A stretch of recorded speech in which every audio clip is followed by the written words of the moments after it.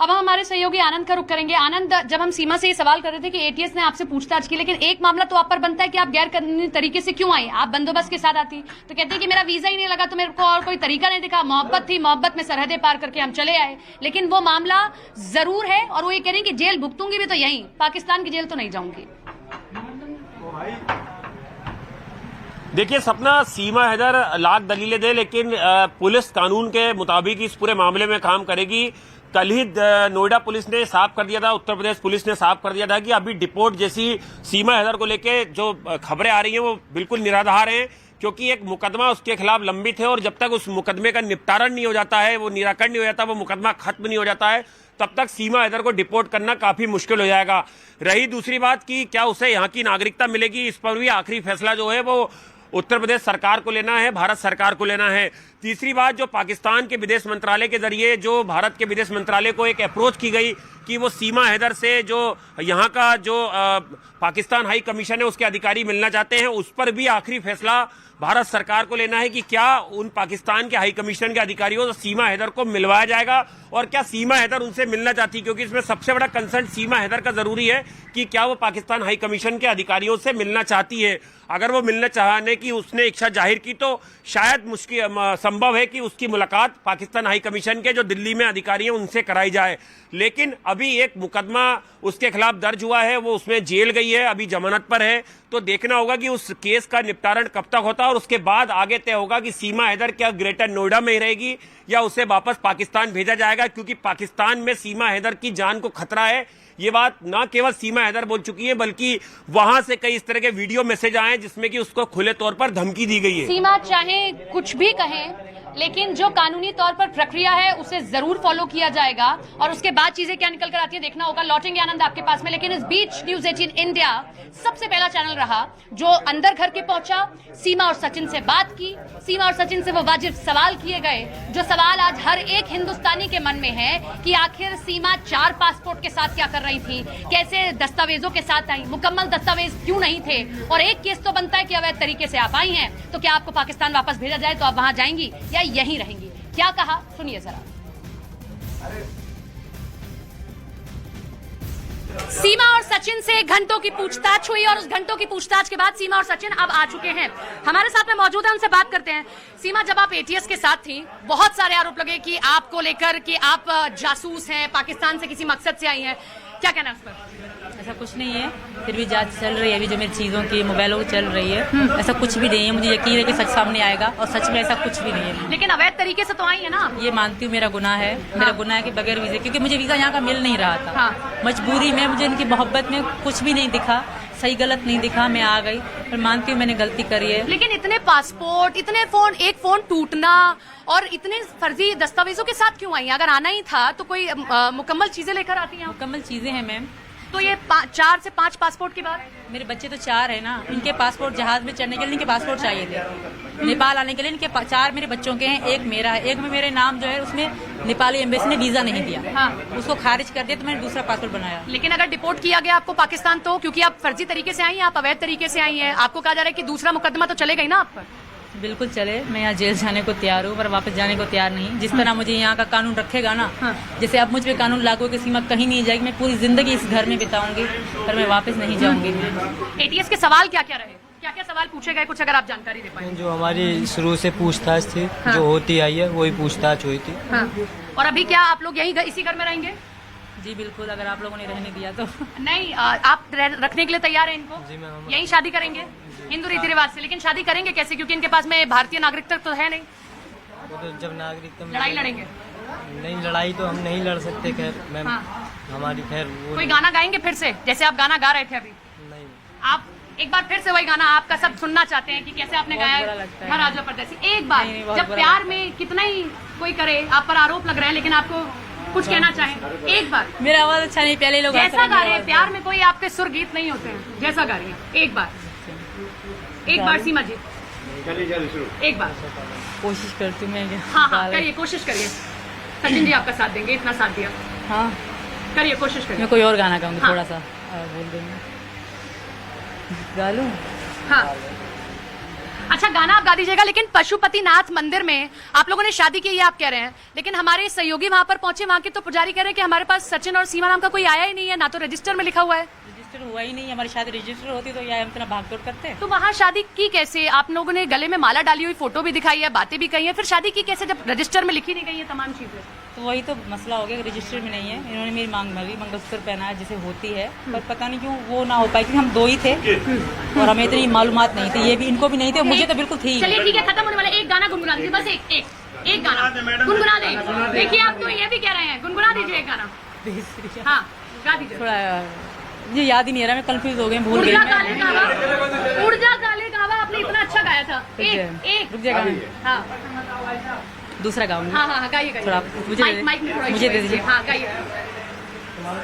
हाँ प्यार हमारा अमर रहेगा, याद करेगा जहाँ मैं जान जाए, लेकिन अब भारत रहेंगी। तो नेपाल में सीमा और सचिन की कहानी सीमा की जुबानी आपने सुनी, जो हर एक मीडिया चैनल को उन्होंने सुनाई। लेकिन अब न्यूज़ 18 इंडिया नेपाल पहुंचा, उस होटल तक पहुंचा, लेकिन होटल के उस रिसेप्शनिस्ट ने कुछ ऐसा बताया जो इनकी कहानी से कतई मेल नहीं खाता था। जरा सुनिए किस राज से आखिर पर्दा उठा है, ये रिपोर्ट आप देखिए। वीडियो रील बनाना इन दोनों का शगल है। ये दोनों खुद की वीडियो बनाकर दुनिया के सामने रखते थे, लेकिन इसी वीडियो में एक वीडियो ऐसा सामने आया जिसमें सीमा हैदर की मांग में सचिन मीणा ने सिंदूर भरा और ये दिखाने की कोशिश की कि दोनों ने शादी कर ली है। सीमा हैदर ने न्यूज़ 18 को बताया कि उसने पशुपतिनाथ मंदिर में सचिन मीणा से शादी की थी और हिंदू धर्म को अपनाया था, लेकिन अब उनका झूठ बेनकाब हो चुका है।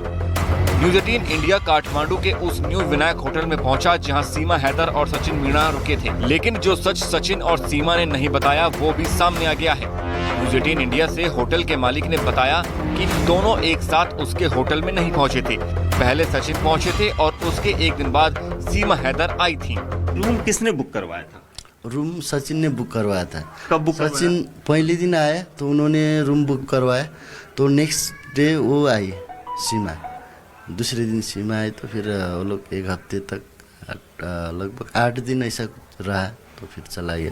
फिर मैं ये दिन को नीचे होटल में भी नहीं रहता था, उस टाइम में यहाँ पर काम चल रहा था, मैं ज़्यादा फोकस यहाँ पर ही था, तो उतना ये नहीं। जो वो लोग जब सचिन आए थे तो फर्स्ट टाइम हमारे जो ससुर थे, अभी जो आपने देखा, तो उन्होंने बस स्टैंड से लेके आए थे। हमारे ससुर सुबह शाम को बस स्टैंड में जाते, बस स्टैंड में बहुत से आदमी लोग आते, तो हम लोग कार्ड दे के हमारा पास रूम है, इतना है, ऐसा करके लेके आते हैं। इतना ही नहीं, बात बात पर रील बनाने वाली सीमा हैदर नेपाल के इस होटल में भी रील बना रही थी और होटल मालिक के परिवार के साथ भी घुल मिल गई थी। भले ही उसने होटल वालों से अपनी पाकिस्तानी होने की पहचान छिपा रखी थी, भले ही उसने होटल वालों से अपनी पहले से शादीशुदा होने की बात भी छिपा रखी थी, लेकिन जब वो पहली बार इसी होटल में आई तो उनकी वेशभूषा कुछ और थी, लेकिन बाद में वो साड़ी और सिंदूर में दिखने लगी। कैसे परिवार के साथ कैसे घुल मिल गए थे ये लोग? वो लोग सर जैसा उस टाइम में ठंडी सीजन भी था, थोड़ा ठंडी रहता है यहाँ पर, तो वो लोग हमारे ससुर और सास बाहर धूप में बैठते हैं, तो उस टाइम वो लोग भी बाहर आके उधर ही बात करके वो लोग बच्चे के साथ भी वीडियो बनाया था, सास ससुर के साथ भी बनाया था। अच्छा, मतलब वो जानबूझ के ये सब कर रहे थे और ये भी कह रहे थे कि हमारी शादी होगी। बच्चों के बारे में भी बताया था? बच्चों के बारे में कुछ नहीं बताया सर, हमको लगा वो फर्स्ट टाइम जब आई थी तो एकदम सिंपल सा वो था, तो 4-5 दिन के बाद साड़ी सिंदूर में दिखा हम लोग, तो शादीशुदा होंगे तो हम लोग फिर ज़्यादा कस्टमर अगर रूम में बैठ गया तो हम ज़्यादा उनको डिस्टर्बिंग भी नहीं करते। सबसे दिलचस्प बात यह है कि भारत में सीमा हैदर की जांच चल रही है। तमाम एजेंसियों ने एक एक करके सीमा हैदर से पूछताछ की, लेकिन इस होटल के कमरे में भारत से अगर कोई सीमा हैदर और सचिन मीणा के बारे में पूछने आया तो वो सिर्फ न्यूज़ 18 इंडिया आया है। होटल मालिक के मुताबिक भारत से पुलिस भी अब तक यहाँ नहीं पहुँची है। यूपी पुलिस यहाँ आई थी क्या? यूपी पुलिस आए नहीं सर, अभी तक पूछताछ के लिए नहीं आई, कोई जानकारी के लिए नहीं आई। सवाल है कि सीमा हैदर अगर कोई जासूस नहीं है, अगर सीमा हैदर सिर्फ अपने प्यार के लिए नेपाल के रास्ते हिंदुस्तान तक पहुंची, तो उन्हें झूठ बोलने की क्या जरूरत पड़ी? और वो भी सचिन मीणा के साथ शादी करने का झूठ। सवाल है कि सीमा हैदर ने पशुपतिनाथ मंदिर का जिक्र क्यों किया। हमारे साथ हमारे सहयोगी दीपक लगातार नेपाल से बने हुए हैं। दीपक, कई सारी रिपोर्ट्स हमने आपकी देखी, चीजें मेल खाती नहीं दिखाई दे रही हैं, विरोधाभास दिखाई दे रहा है जो सीमा और सचिन कह रहे हैं और जो नेपाल में हम सुन रहे हैं। लेकिन अब आगे क्या इस पर भी कोई फर्दर कार्रवाई की जा सकती है? क्योंकि जब आपको सिमिलैरिटीज नहीं मिल रही, एटीएस ने एक तरीके से तो क्लियर चिट दे दिया, लेकिन अभी भी कुछ लूपहोल्स हैं जो अभी भी सवाल सामने नहीं आए हैं, जवाब नहीं मिले उनके, जो आपकी तफ्तीश में भी हमें दिखे।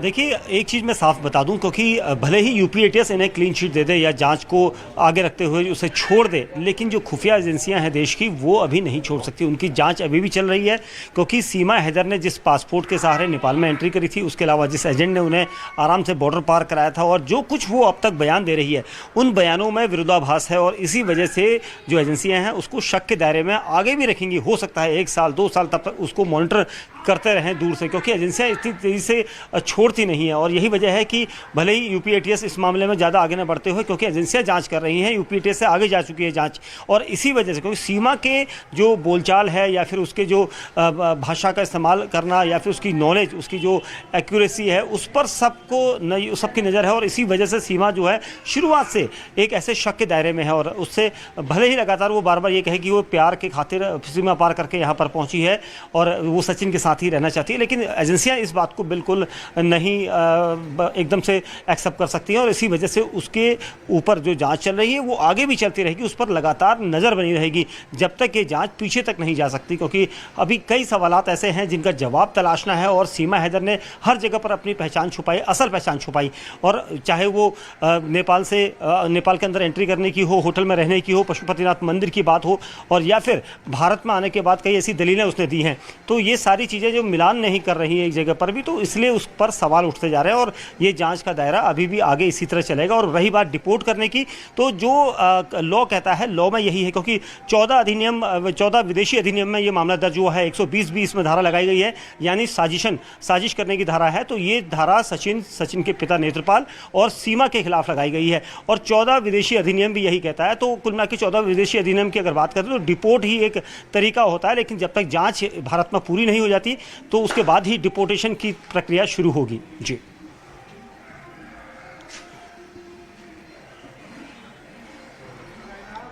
ठीक है आनंद, आपका रुख करेंगे, लेकिन अब काठमांडू से आपको एक रिपोर्ट दिखाते हैं।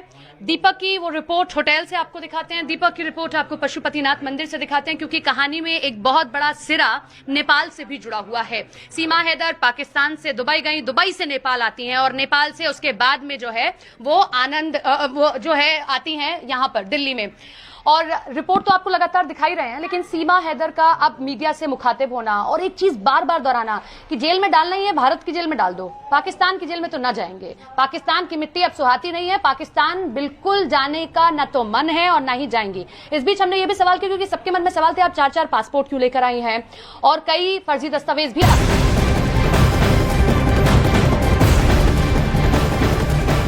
सीमा हैदर हमारे